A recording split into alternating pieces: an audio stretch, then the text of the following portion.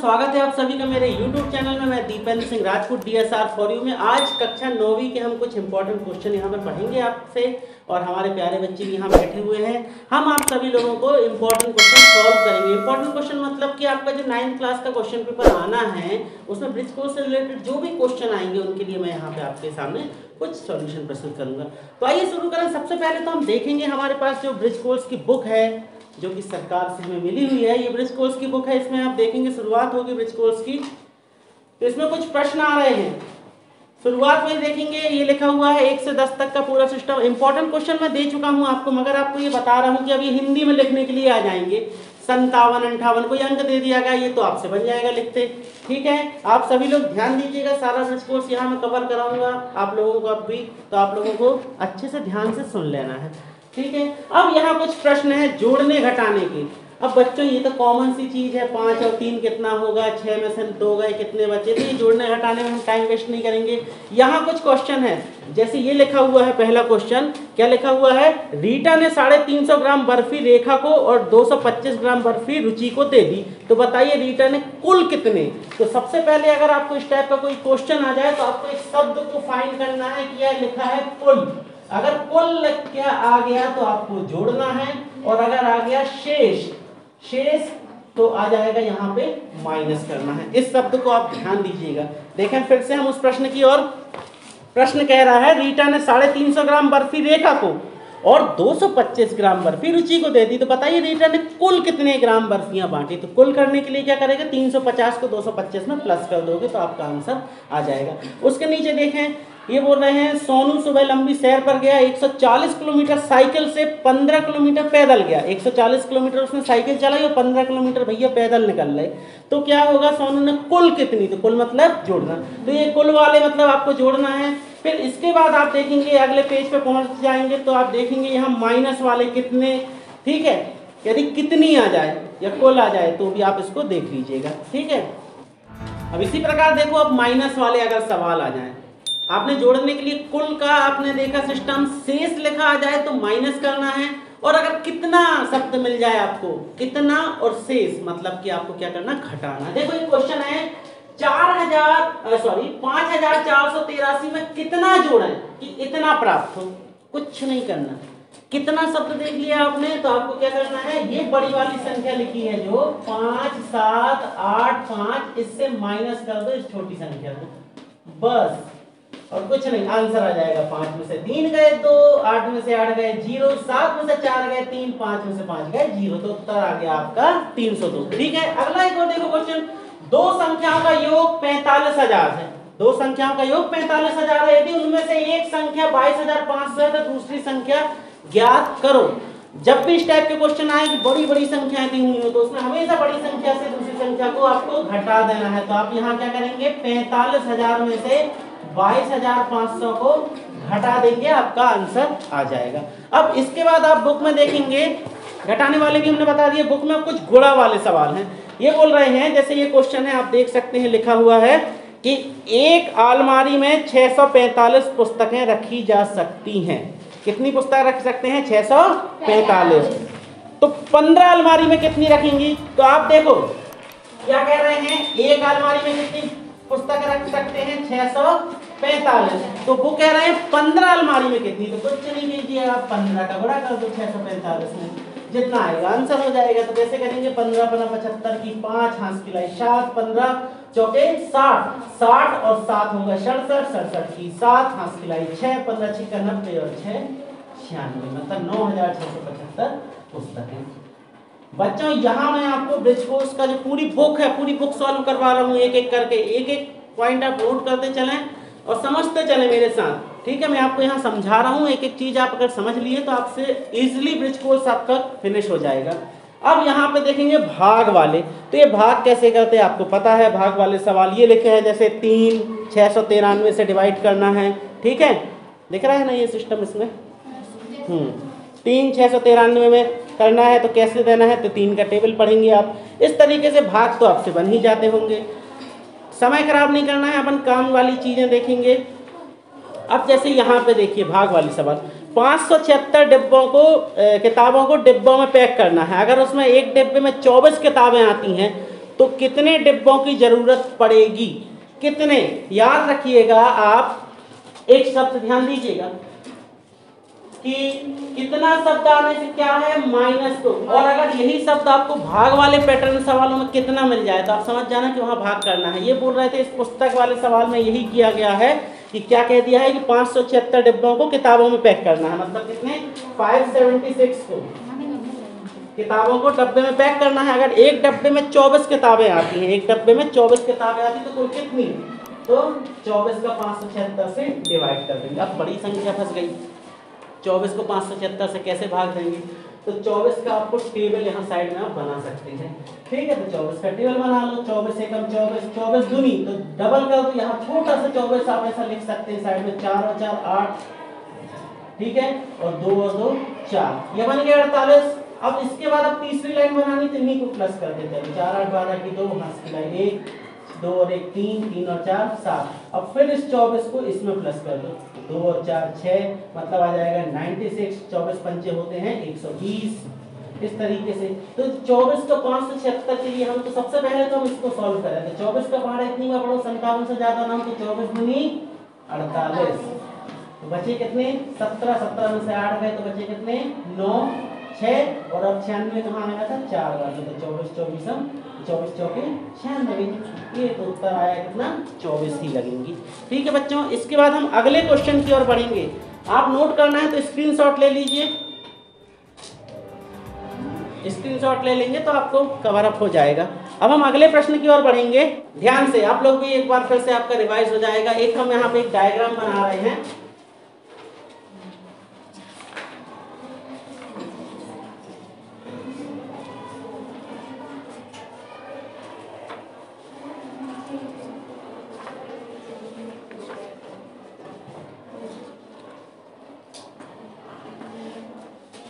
देख रही होगी आपको, ये एक मछली बन गई है, ठीक है। अब ये जो मछली है ये साधारण मछली नहीं है, साधारण मछली नहीं है, मतलब कि ये जो है मैथमेटिक्स की मछली है, गणित की मछली है। और गणित की मछली की खासियत क्या है कि गणित की मछली जो है वो हमेशा बड़ी चीज को खाती है। क्या करती है? बड़ी चीज को खाती है, ठीक है। तो अगर इसको 5 और 15 खाने के लिए दिया जाए तो किसको खाएगी? वो 15 को खाएगी और 5 को छोड़ देगी। अगर इसको 90 और 91 खाने के लिए दिया जाए तो किसको खाएगी? वो 91 को खाएगी और 90 को छोड़ देगी। कहने का आशय बिल्कुल सिंपल है, आपको कुछ भी याद नहीं करना, हमेशा ये किसको खाती? बड़ी चीज को। अगर इसके सामने 2 अंक रख दिए गए, चर राशि रख दी गई, चर राशि वो होती है जिसका मान निश्चित नहीं होता। अगर इसको ए और बी 2 ऑप्शन दिए गए मछली को खाने के लिए, और मछली दौड़ पड़ी किसको खाने? बी को खाने के लिए। तो इसका मतलब क्या है? क्या समझ में आ रहा है आपको कि बी जो है वो बड़ा है ए से, ठीक है। यदि वो बी को खा रही है और ए को नहीं खा रही है, ए को छोड़ दी, मतलब क्या है? बी जो है बड़ा है ए से, ठीक है। इतना सा आपको समझ में आ रहा होगा। अब हम देखें इसमें थोड़ा सा एक सुधार करेंगे। इस मछली के जो डायग्राम है इसमें से हम इसका केवल मुंह बचाएंगे बस, ठीक है। ये है मछली का मुंह बचा है, ठीक है। अगर अब हमने यहाँ पे लिखे हैं 3 और 2 और ये मछली का मुंह इसको खाने के लिए दौड़ रहा है, मतलब क्या है इसका अर्थ? इसका अर्थ है कि 3 बड़ा है 2 से। 3 क्या बड़ा है? 2 से बड़ा है 3, ठीक है। मतलब ये मुंह बस आप समझते जाइएगा। अगर मान लो की बात यहाँ पे हमने 15 है और लिखा हुआ है 10 और मछली का मुंह इस साइड घूम गया, मतलब 15 को खाने के लिए जा रही है, 15 बड़ा है इसलिए 15 को खाने के लिए जा रही है। पर अब इसको लिखेंगे किस तरीके से? इसको हम लिखेंगे 10 छोटा है 15 से, 10 छोटा है 15 से। आपको एक्चुअली क्या है, आपकी जो बुक है ब्रिज कोर्स की उसमें कुछ क्वेश्चन दे दिए गए हैं, ये क्वेश्चन आए हैं, इनको आपको समझाना है। अब हम एक चीज और बता दें, ध्यान दीजिएगा।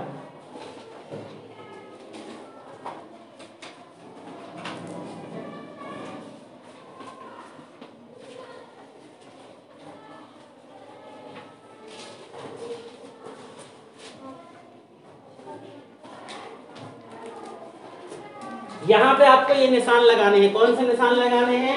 बड़ा है, छोटा है और बराबर है, 3 निशान पुट करने हैं। ये बड़े का निशान, ये छोटे का निशान, ये बराबर का निशान। आप देखें यहाँ पे ऋण 5 और 3, ऋण 5 और 3 में कौन सी चीज बड़ी होगी? 3 बड़ी होगी। हमारे बच्चों ने जवाब दे दिया, आप भी सुन लीजिए 3 क्यों बड़ा होगा। याद रखिए ऋण मतलब होता है उधारी। ऋण मतलब क्या होता है? उधारी। अब ये बोल रहे हैं कि तुम्हें 5 रुपए की उधारी अच्छी कि 3 रुपया नगद अच्छे, तो भैया उधारी कोई नहीं चाहता, तो हमें क्या है 3 नगद अच्छे हैं, तो हम 3 की ओर निशान लगा देंगे। 3 बड़ा है, उधारी बड़ी नहीं है। अब ये बोल रहे तुम्हारे पास 2 रुपए हो तो वो अच्छे कि 0 रुपए हो तो वो अच्छे, तो अपन सोचते हैं कि 2 रुपए हो वो ज्यादा अच्छे, तो यहाँ पे 2 की तरफ निशान लगा देंगे। ये तो सिंपल है, 7 और 4 में कौन बड़ा है? तो 7 बड़ा है। ठीक है। अब एक और चीज समझ लीजिए आप, अगर मान लो आपको लिखा है ऋण के 15 और ऋण के 40, इसमें आपको बोल दिया कि जाए कि निशान लगाना है आपको कि कौन सी संख्या बड़ी है और कौन सी छोटी है। तो याद रखना बच्चों, बहुत ध्यान से सुनना, ऋण वाली संख्या, ऋण मतलब उधारी, और उधारी जितनी बड़ी होती वो उतना ही ज्यादा नुकसानदेह है। तो हमें यदि मान लो 2 उधारी वाली संख्या मिल जाए, मतलब ऋण 15 और ऋण 40, तो उधारी 40 की तुम्हें आपको ज्यादा अच्छी लगेगी कि 15 की? तो भैया कोई नहीं चाहता 40 की उधारी हो, हम चाहते 15 की हो जाए, तो हमारे लिए कौन बड़ा होगा? 15। याद रखना ऋण वाली संख्या में अगर ऋण 80 लिखा हुआ है और ऋण 160 लिखा हुआ है, तो हमेशा क्या बड़ा होगा? ऋण 80 बड़ा होगा।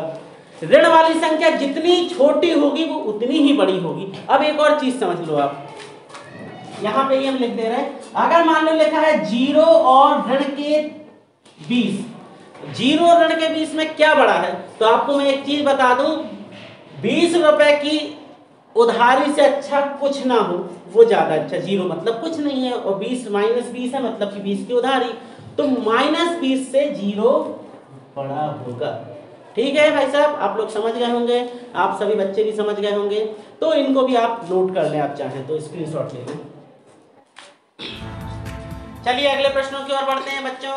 आरोही अवरोही हम सीखेंगे इस वीडियो में। आरोही अवरोही होता क्या है? तो सबसे पहले आरोही अवरोही के बारे में आप एक छोटा सा एक नोट आप दिमाग में सेट कर लीजिएगा। वो नोट ये है, आरोही 3 शब्द, आरोही, और 3 शब्द से बनता है चढ़ना।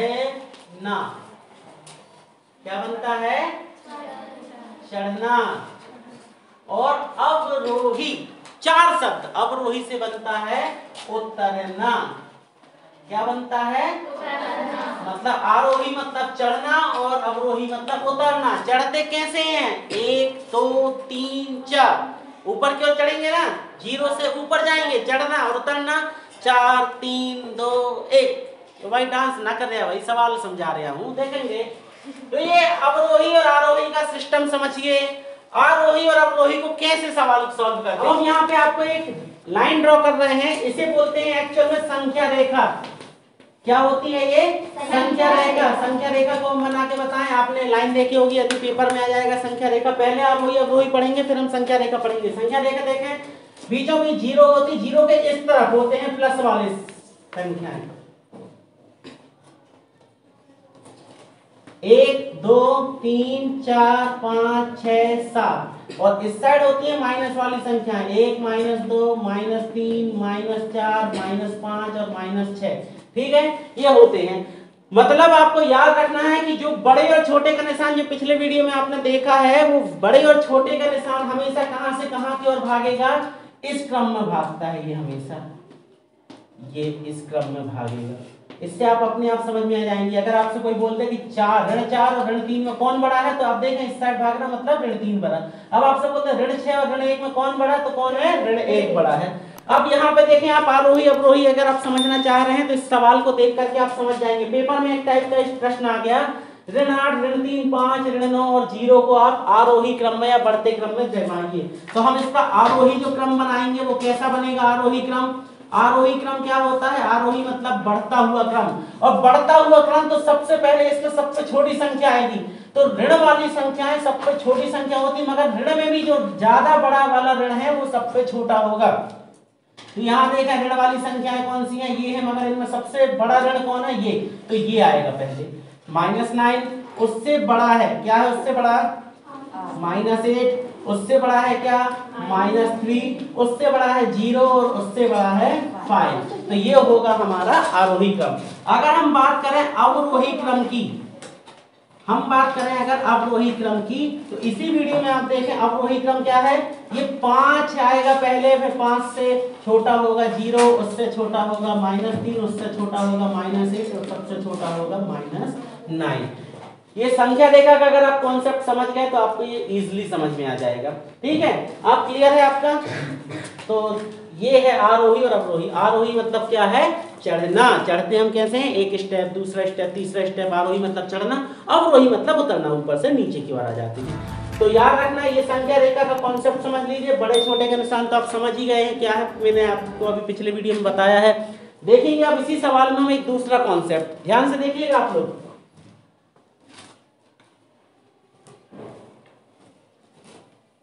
मैंने मिटा दिया, मुझे लगा कि ज़्यादा नोट करने की आपको आवश्यकता नहीं। अगर आपको नोट करना है तो वापस बैक कर लें आप वीडियो को, देख लें आप। हम यहाँ पे आपको संख्या रेखा वाला सिस्टम बता रहा है। ये एक्चुअल में संख्या रेखा है क्या। अगर आपको पेपर में एक क्वेश्चन आ गया, ये क्वेश्चन आया है कि 5 धन ऋण 9, 5 धन ऋण 9 को संख्या रेखा पर दर्शाओ, संख्या रेखा पर दर्शाइए। तो कैसे दर्शाएंगे, हमें कुछ नहीं, हमें यहाँ पे देखना है धन वाला 5 कहाँ है। 5 कहाँ है धन वाला, ये है 5, मिल गया आपको 5। अब आपको करना ये है,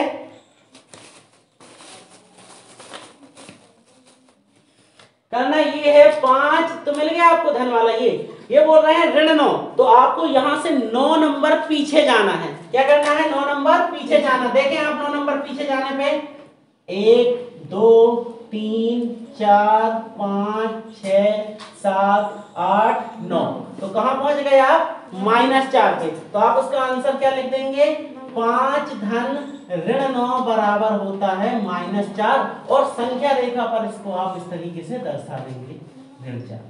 तो ये संख्या रेखा वाला सवाल भी आपका क्लियर हो जाएगा।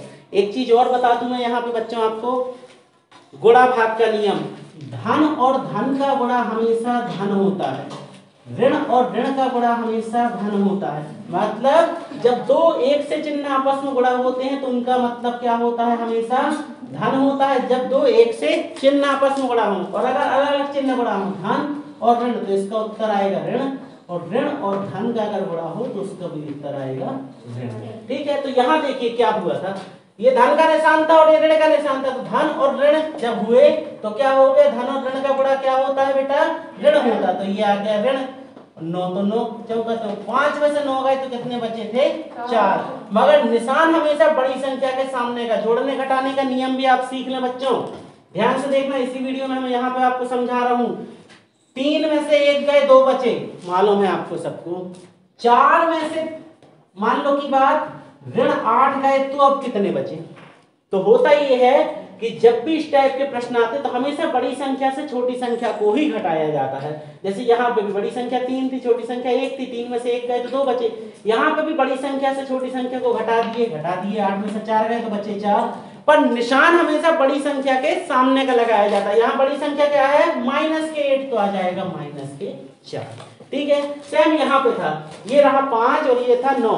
5 में से 9 अगर घटाए हमने, 5 में से 9 गए तो बचे कितने बेटा, 4 बचे। कैसे, क्योंकि 9 में से हमने 5 घटा दिए तो 4 बचे। पर निशान बड़ी संख्या के सामने, बड़ी संख्या 9 थी, 9 के सामने माइनस का निशान। अच्छा, इसके सामने कोई निशान नहीं तो प्लस का निशान है, तो आ गए आपके कितने, -4। क्लियर है, आप नोट कर लीजिए अथवा स्क्रीनशॉट ले लीजिएगा। देखें अब अगला टाइप का सवाल है, आपको क्या करना है, ये जो सवाल है इनके जो खाली स्थान दिए हुए हैं बच्चों, यहाँ पे आपको ये निशान लगाना है। कौन से निशान, ये 3 निशान लगे हुए हैं, बड़े हैं, छोटे हैं या बराबर हैं। तो सबसे पहले तो आप इस सवाल को सॉल्व करेंगे। इस सवाल को जब हम सॉल्व करेंगे तो क्या लिखा है, -3। ध्यान दीजिएगा, हमने आपको जोड़ घटाने गुणा के नियम बताए हैं कि जोड़ घटाना का नियम क्या है, गुणा के नियम क्या है, पिछले अब भी आपने देखे हैं, देखेंगे आप। ये लिखा था -3, लड़े दो -3। अब इसके बाद ये धन और ये ऋण, तो हो गया -6। यह बात नहीं करो बेटा, -3 माइनस प्लस के 6। अब हम देखें ऋण 3 और ऋण 6 तो हो रहे हैं बेटा 3 रुपए की उधारी में 6 रुपए की उधारी और आई तो हो गई कितनी 9 रुपए की उधारी। और यहाँ था -3 रहा, ये ठीक है, ये इसको हम कोष्टक को खोल लें। -3 और धन 6, 3 रुपए की उधारी थी, 6 रुपए आप नगद लेके गए। यह वही नियम, हमेशा बड़े से छोटे को घटाया जाता, 6 में से 3 गए तो बचे 3 और निशान बड़ी संख्या के सामने गए तो बड़ी संख्या 6, तो ये आ गए धन के 3। अब आपको ये बताना -9 और 3 में कौन बड़ा, तो मैंने आपको बताया था कि 9 रुपए की उधारी से 3 रुपए के नगद वो ज्यादा भले, मतलब माइनस वाली संख्या हमेशा छोटी होगी प्लस वाली संख्या के मुकाबले, तो ये आ जाएगा कितना -9 छोटा हो जाएगा। ठीक है बच्चों, अगला देखते हैं। अब यहाँ पे इसमें क्या है, अगला है जो जैसे कि ऋण 5 और प्लस -3, तो यहाँ देखो ऋण के 5 ज्यों के त्यों, धन और ऋण का गुणा हमेशा ऋण होता है, 3 ज्यों के त्यों लिख दिए, 12 रहा ज्यों के त्यों, धन और ऋण का गुणा ऋण होता है 12 - 4।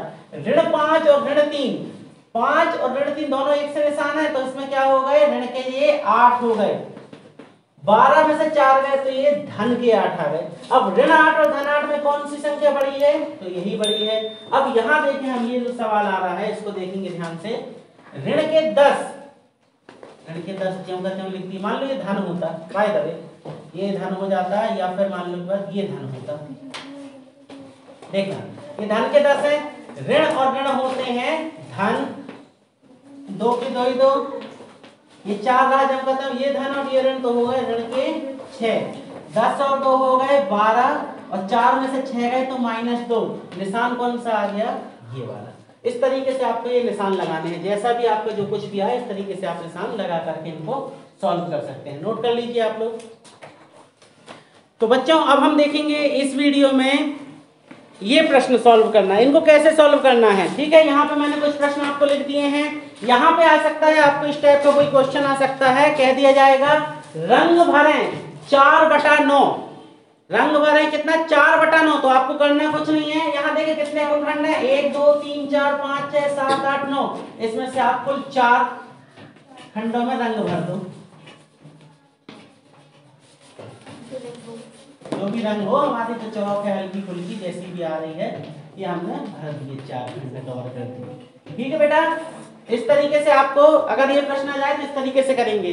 दूसरा देखिए क्या किया है, इसमें 4/9, तो कुल रहा कितने 9, मतलब 4/9 कैसे लिखते हैं, 4/9 मतलब 9 में से 4 भाग आप इसको भर दो। ठीक है, 9 में से 4 भाग आप भर दो। अगला प्रश्न है, इसके बाद देखें आप, इसमें ये है जो जैसे 14 का 1/2, तो इसको पहले हम सॉल्व करना बता रहे हैं। 14 का 1/2 क्या है, तो 14 लेके आपने जहां पे भी ये शब्द मिले आपको का के की, इसका अर्थ होता है बेटा यहाँ गुणा का निशान लगाना है। ठीक है, तो हम यहाँ गुणा कर दो, 1/2 काट दो, 2 एकम 2, 2 सत्ते 14, मतलब कितना आ गया 7। रंग भरना था तो कुल 7 में रंग भर दो।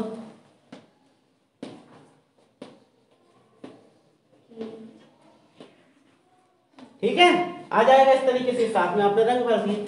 बाजू में देखेंगे 27 का 1/3, अब इसको करना है आप लोगों को, इन प्रश्नों को क्या करना है, सॉल्व करना, हल करने के लिए।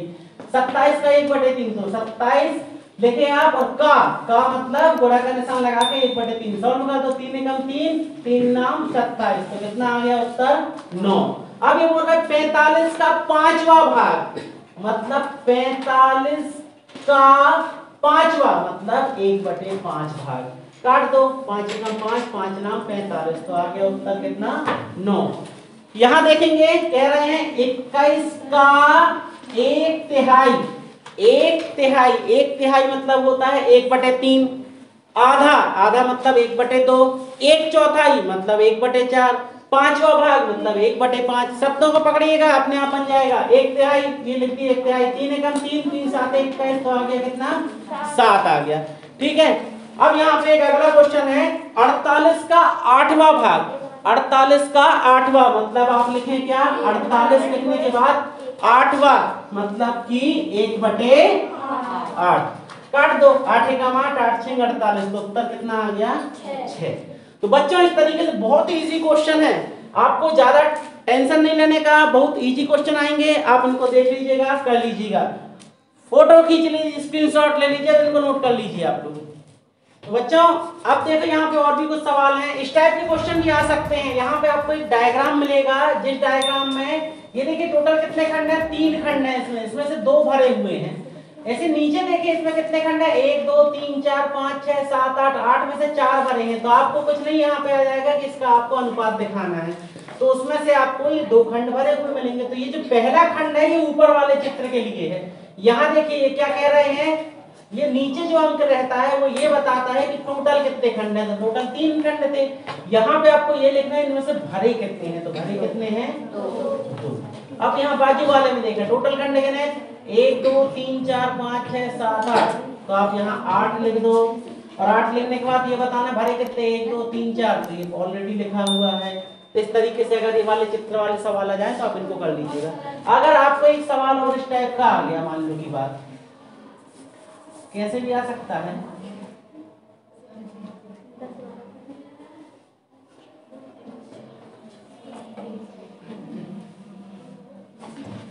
ये मान लो एक सवाल है, मान लीजिए इस टाइप का एक सवाल है और इसमें हमने बोल दिए हैं इसमें से आपको ये भरा है, ये भरा है और ये भरा है। तो आपको ये बताना है कि इसका अनुपात बताना है। ठीक है, आप लोग बात ना करें प्लीज। टोटल कितने खंड है, 1 2 3 4 5 6 7 8, कितने खंड है, 8 खंड। उसमें से भरे देखें 1 2 3, तो ये आ गया 3/8। कैसा भी डायग्राम मिल सकता है आपको, बस ये देखना टोटल खंड जितने हैं उतना यहाँ लिख दो और जितने भरे हो उनको यहाँ लिख दो। अब एक अगला सवाल है, वही शोभा के पास 30 बटन है, शोभा के पास 30 बटन है। ये शोभा वाला सवाल ये है, तो आपका पेज नंबर 35, ये लिखा है शोभा के पास 30 बटन है। तो ये वाला सवाल करवा रहे हैं हम कि शोभा के पास 30 बटन है, ठीक है। उन्होंने 1/5 भाग करीम को दे दिया, मतलब कितना दे दिया, 30 का 1/5, तो कितना है, 5 एकम 5 5 6 का 30, मतलब कितनी, 6 बटन उसने किसको दे दी, करीम को। तो करीम का उत्तर आ गया कितना, 6। उसके बाद वो कह रहे हैं 1/3 भाग जावेद को, मतलब 30 का 1/3, 3 एकम 3 3 धाम 30, मतलब जावेद को कितना दे दिया, 10। और तो शोभा के पास कितने बचे, तो आपको कुछ नहीं करना, 6 और 10 हो गए 16, और टोटल कितनी थी 30, 30 में से 16 गए तो बचे कितने, 14। तो शोभा के पास कितने बटन बचे, 14 बटन। ठीक है, हल कीजिए। हल कीजिए वाले सवाल देखेंगे, इसमें आपको एलसीएम सॉल्व करना है। सबसे पहले आप देखेंगे ये भिन्न वाले जो सवाल कैसे हल किए जाते हैं। इसमें आप देखें कि भिन्न में भिन्न कैसे मिलकर बनता है बेटा, अंश और हर, अंश और हर से मिलकर के किसी भी भिन्न की रचना होती है। तो भिन्न वाले जब आप सवाल हल करें उसमें आप नीचे के हर को देखें। यहाँ देखिए हर एक से है, जब हर एक से हो तो आपको कुछ नहीं करना, एक बार आप लिख दो उसको हर का मान, और ऊपर वाली संख्या जो रही वो जाऊंगी क्यों होता है, तो 1 धन 2, तो कुल मिला के आ गया 3, और नीचे भी रहा 3, 3/3, ये कट रहा है तो काट दो, उत्तर आ गया 1। यहाँ दोनों में 9 लिखा है तो 9 जाऊंगा तो कर दिए हमने। ये रहा 4, माइनस का निशान माइनस, और ये 2, 4 में से 2 गए तो बचे कितने, 2 और 9, तो जाऊंगा तो उत्तर आ गया बेटा कितना, 2/9। अब ये तीसरे सवाल को ध्यान से देखिएगा, इसमें हर के दोनों के मान बदल गए हैं, यहाँ 5 है और यहाँ 4 है। इस टाइप का जब सवाल आ जाए तो आपको कुछ नहीं करना है, इसमें क्रॉस मल्टीप्लिकेशन करना है, इसका यहाँ गुणा, इसका यहाँ गुणा, और ये नीचे वाले आपस में गुणा कर देंगे। तो क्या आ जाएगा, ध्यान से देखिएगा। सबसे पहले ये निशान था माइनस का, तो वो माइनस का निशान लगा लो, नीचे नीचे का गुणा कर दो, मतलब 5/4। अब इस ऊपर वाले अंक के साथ ये आके गुणा होगा, मतलब 3/4, माइनस जो करते होता है यहाँ लिखा था 1, इस 1 के साथ ही 5 गुणा हो जाएगा। ये तो हो गए कितने, 3 चौके 12 माइनस 5 एकम 5 और 5 चौके 20, 12 में से 5 गए तो बचे कितने, 7, और ये आ गया 20। तो आंसर आया हमारा 7/20। नोट कर लें आप लोग इसको।